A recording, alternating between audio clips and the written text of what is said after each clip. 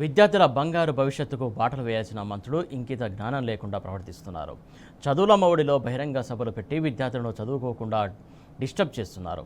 పెద్దపల్లి జిల్లాలో జరిగిన ఈ సంఘటనపై మేధావులు పెదవి విరుస్తున్నారు. జిల్లాలో పర్యటించినటువంటి మంత్రులు కోమటిరెడ్డి, తుమ్మల నాగేశ్వరరావు, శ్రీధర్బాబు, వడ్లూరి లక్ష్మణ్కుమార్, పొన్నం ప్రభాకర్లు సుల్తానాబాద్ జూనియర్ కళాశాలలో బహిరంగ సభ ఏర్పాటు చేశారు. లౌడ్ స్పీకర్ల మధ్య విద్యార్థులు తలుపులు వేసుకుని పాఠాలు వినాల్సిన పరిస్థితి ఏర్పడింది. కనీసం కళాశాలకు సెలవు ఇవ్వాలన్న సోయి కూడా మంత్రులకు లేకుండా పోయిందని ప్రజలు ప్రశ్నిస్తున్నారు.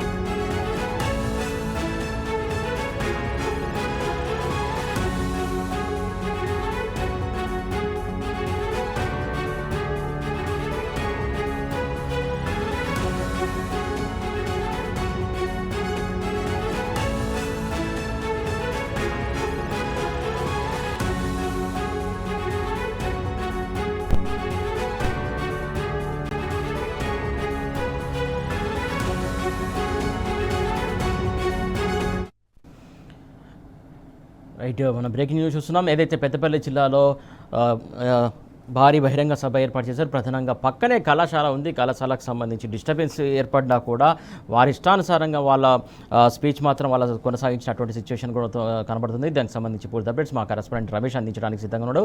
సుల్తానాబాద్లో సంబంధించి ఏదైతే భారీ బహిరంగ సభ ఏర్పాటు చేశారో, పక్కన విద్యార్థులు ఉన్నారు, కళాశాల ఉంది, వారి యొక్క పాఠ్యాంశాలకు కావచ్చు, లేకుంటే వాళ్ళ విద్యకు సంబంధించి డిస్టర్బెన్స్ చేస్తూ కూడా సభ నిర్వహించడం ఎట్లా దేనికోసం సంకేతాలు ఇస్తున్నట్టు వీళ్ళు అనుకోవాలి రమేష్ గారు? పెద్దపల్లి జిల్లాలో నలుగురు మంత్రులు పలు శంకుస్థాపనలు బహిరంగ సభలు 3 చోట్ల కూడా ప్లాన్ చేసుకోవడం జరిగింది. అయితే కాంగ్రెస్ మంత్రుల యొక్క సభలు, బహిరంగ సభలు విద్యార్థులకైతే తీవ్ర ఇబ్బంది అయితే కలిగించడం జరిగింది. ఏదైతే పెద్దపల్లి జిల్లా సుల్తానాబాద్ ప్రభుత్వ జూనియర్ కళాశాలలో మంత్రులకు సంబంధించినటువంటి బహిరంగ సభనైతే నిర్వహించారు. అయితే కళాశాల మైదానం కూడా చాలా కెపాసిటీ ఉన్నటువంటి చిన్న మైదానం, పక్కనే అటు తరగతి గదులు కూడా ఉన్నాయి. అక్కడ విద్యార్థులు కూడా కళాశాలకు సెలవు ప్రకటించకుండా మంత్రులు ఈ విధంగా బహిరంగ సభలు స్థానికులు, అలాగే విద్యార్థుల తల్లిదండ్రులు, కాంగ్రెస్ మంత్రుల పైన కూడా విమర్శలు అయితే గుప్పించడం జరుగుతుంది.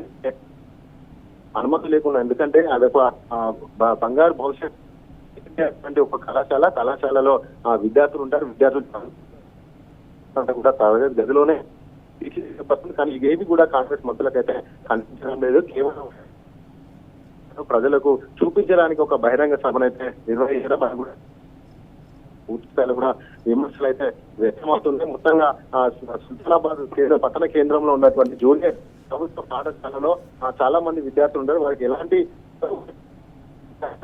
విద్యార్థులు తరగతులు నడుస్తుంటే ఇటు కూడా కాంగ్రెస్ మంత్రులు అయితే కూడా స్పీచ్లు ఇవ్వడం జరిగింది. అంటే 100,000 జరిగింది. అక్కడ భారీ లౌడ్ స్పీకర్లతోటి ఓ వైపు ఇస్తున్న సమయంలో అటు విద్యార్థులు కూడా వారి యొక్క ఈ యొక్క లౌడ్ స్పీకర్లకు వారికి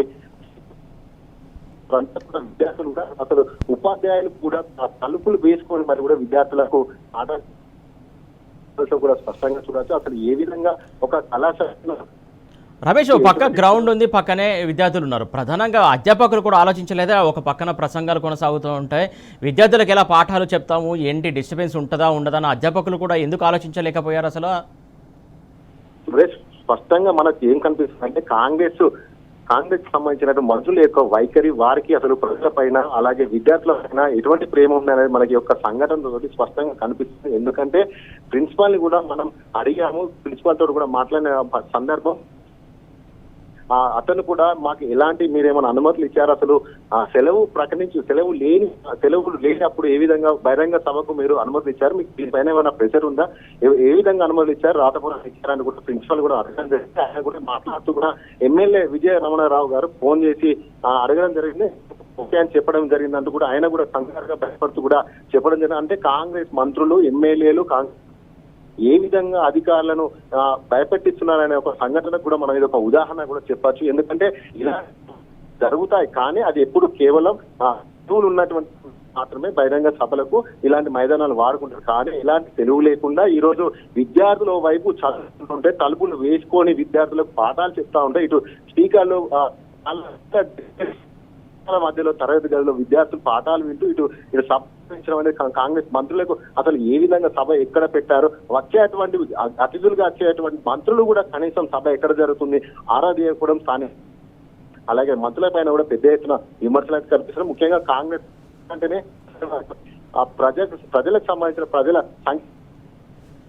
ఎందుకంటే ఇలాంటి సంక్షేమం జరగట్లేదు అంటూ కూడా ఇప్పటికే ఆ కాంగ్రెస్ పార్టీకి సంబంధించినటువంటి మంత్రులు థ్యాంక్ యూ రమేష్.